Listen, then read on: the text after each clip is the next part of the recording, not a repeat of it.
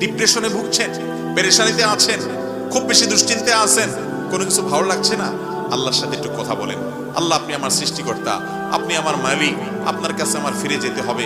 আপনার কত অবাধ্য হয়েছি, কত নাফরমানি করেছি, কত সীমা লঙ্ঘন করেছি, কত নির্দেশ অমান্য করেছি, কত নিষেধ লঙ্ঘন করেছি। আল্লাহ, এগুলোর জন্য পাকড়াও করলে আমার কোনো উপায় থাকবে না। মালিক, এখনো নাকের ডগা নিঃশ্বাস আছে, এখনো ক্ষমা চাওয়ার সুযোগ আছে। আপনি ক্ষমা চাইলে ক্ষমা করে দেন। আমি তওবা করছি, আর কখনো নির্লজ্জ কাজ করব না, আপনার নাফরমানি করব না। আপনি আমার অমুক পাপটা মাফ করে দেন, তমুক পাপটা মাফ করে দেন, আমাকে পাপ থেকে বাঁচায় রাখেন। আল্লাহ, আপনি আমাকে হেফাজত করেন। আপনি হেফাজত না করলে আমি নিজে নিজে বাঁচতে পারবো না। মালিক, আপনি রহম করেন। আল্লাহর সাথে একটু কথা বলেন। আল্লাহর কসম, সালহাতু সঙ্গবুদি দিল খারাস, আজমুদে এক জামানা খাকে বাস।